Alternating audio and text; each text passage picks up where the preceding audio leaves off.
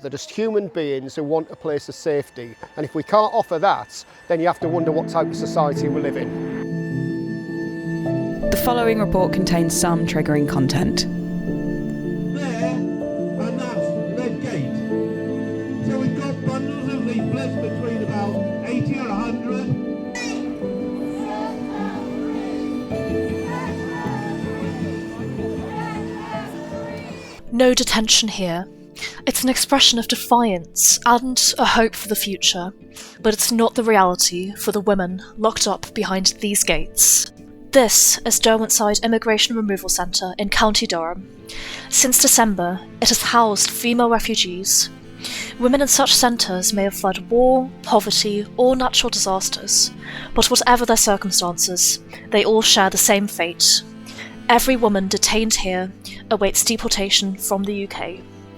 Every month, crowds gather outside its gates, opposing what they see as a human rights outrage. They're criminalised and treated like criminals, even though they're women who sought sanctuary. And our position is they should be given sanctuary, not detention. It's as simple as that. It's not a difficult argument. It's worse than prison, because with prison you can count the days down, whereas we have indefinite detention here in the UK.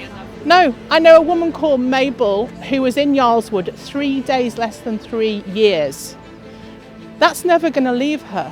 In 2011, Agnes Tano fled the Ivory Coast after civil war broke out. Agnes was a senior government advisor and had led a secondary school.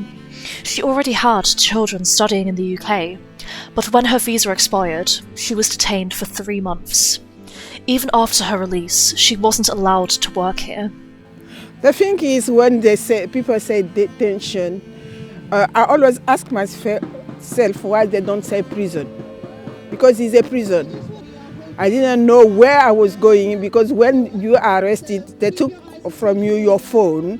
You cannot call someone, friend or solicitor, and they took me to the detention from Manchester to London. I don't know what I did, why I'm there, how long I will stay there was another matter for me. And as I said before, it's a prison. So you have to wake up at a certain time, have the breakfast at a certain time. If you miss it, you will not have another, you have to wait. No one chooses to be asylum.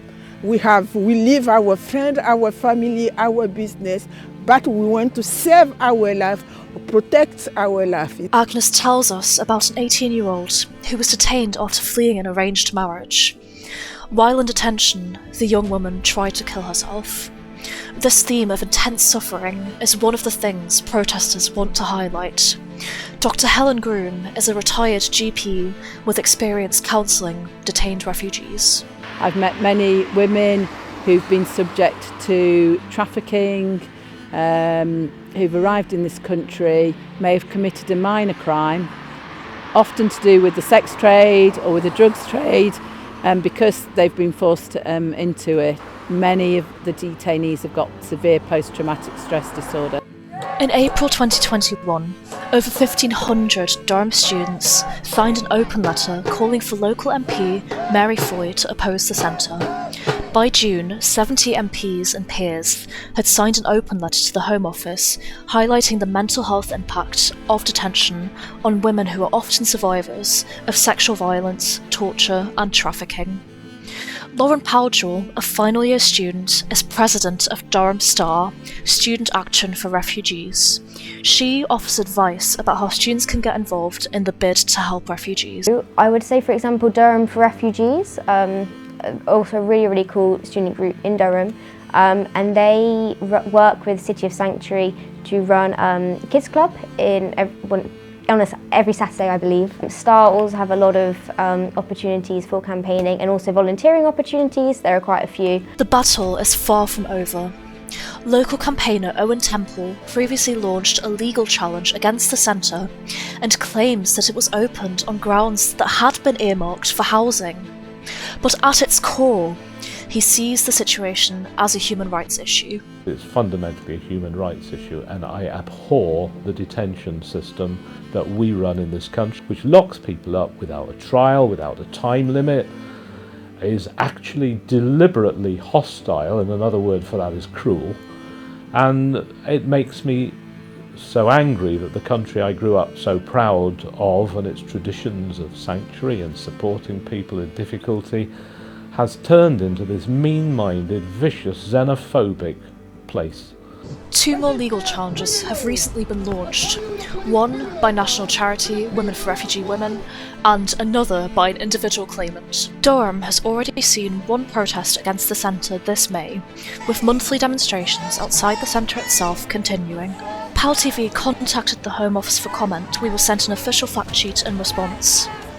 The Home Office claims that detention must only ever be used sparingly and for the shortest period necessary, according to the detention policy, and that there must be a realistic prospect of removal within a reasonable timescale in order for detention to be lawful.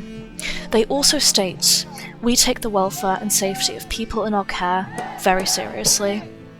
My name is Letitia Eichinger, and you've been watching PalTV.